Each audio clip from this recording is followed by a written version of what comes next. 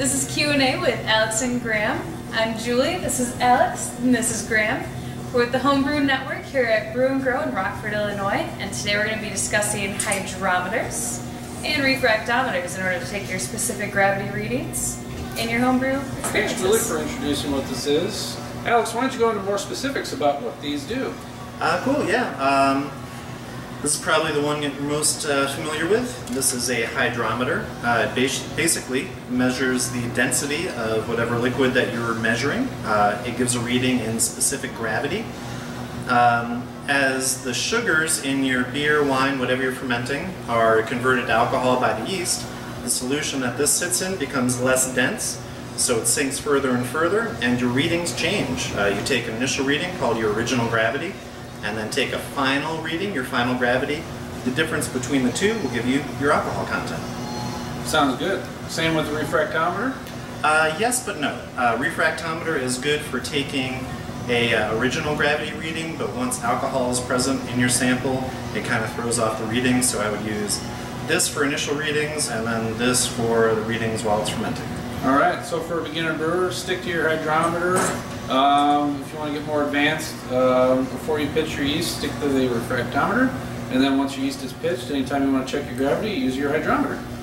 Alright, so yeah, let's take some samples and show you how it's okay, done. so let's do it. Looks like we got everything we need out. We've got our hydrometer, and Julie, what's this thing? That is a wine thief. What do you use this for? You use that to take samples of your fermenting alcohol. Alright. I think Alex is going to show us how to use this thing. It's important to note that none of this has been sanitized yet. You always want to sanitize. Yes, definitely. I guess it's always important, but at least now we have some alcohol in here, so it helps keep some bacteria away, but still better be on the safe side and sanitize. I like Star San because you can put it in a spray bottle, and it makes it real handy for taking samples with the thief, because I'll just spray this guy down. That looks easy. Yeah, pretty easy. Just make sure all the liquid comes off, and then also because we're going to be taking this off, just spray it down a little bit, little insurance. Alright. Did you do the inside too? No, we don't need to. Oh, okay. Just the outside. Only if you put the liquid back in here. Yes. Okay, so it's important to say if you put the liquid back in, you do want to sanitize the inside. Correct. But, you know, why put it back in when you can drink it? That's right. Alright, so here we have a black IPA. It's been fermenting away since Saturday. Today is Wednesday, so I don't know, do the math. A couple of days. 4 days. Alright, so we just slide the thief in like so. You can dip it all the way down to get your sample, but if you just do a little bit of this, I don't know if you can see that. It's basically shaking it up and down very gently. Yeah, you can just coax that sample right on up into the thief. That way you don't have to worry about sanitizing the entire thief, just the bottom part. That is so cool. I don't know if you can hear that cool noise it makes too. It's very cool. Alright, and so then we're going to put the sample right in here Into the our hydrometer test jar. And just depress that little lever onto the side. And the sample is going to go, I think I might need a little more for this. Alright, so now we have our sample, and we're going to take a gravity reading. Julie, do the honors. Why don't you want to zoom in on the thingamajiggy? And one trick, you want to make sure that your hydrometer doesn't stick to the sides when you do take your reading. So one trick you can do is just give it a little twirl right before you drop it in. And then wherever it levels out is your reading.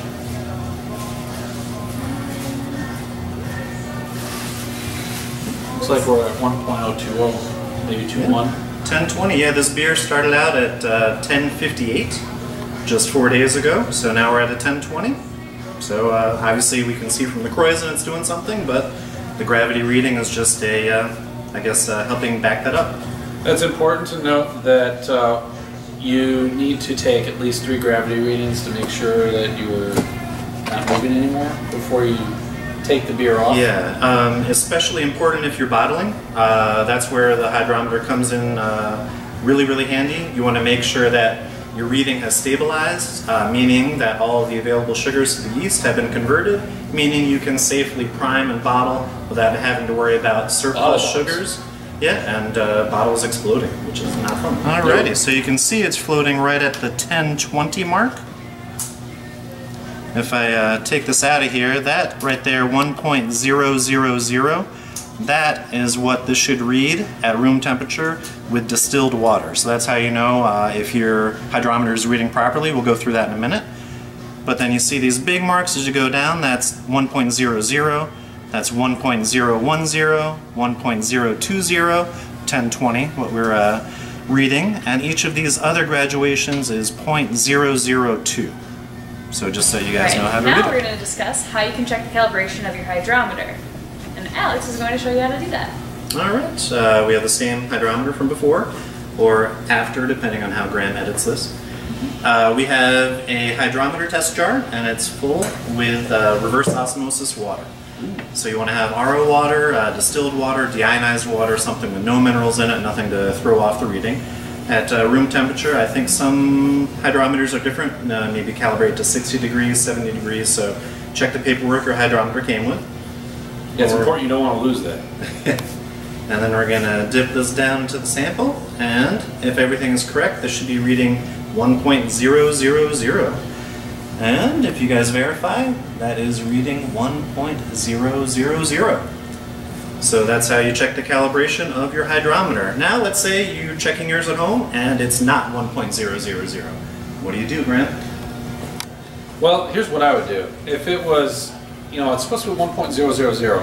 If you put it in your water and it's 1.004, you want to add that 0.004 to your reading every single time. If it is below 1.000, you subtract whatever that reading is. It's just that simple. All right, very good. All right, well, thank you guys for stopping by. I hope you found this useful. If you have any other questions, if you want to see anything else, if you want to hear Alex talk some more and see his awesome beard, let us know. Leave us a comment on this channel or go to the Homebrew Network on Facebook. Leave us a question there. And you could also go to www.thehomebrewNetwork.com. Thanks, guys. Yeah. Cheers. Cheers.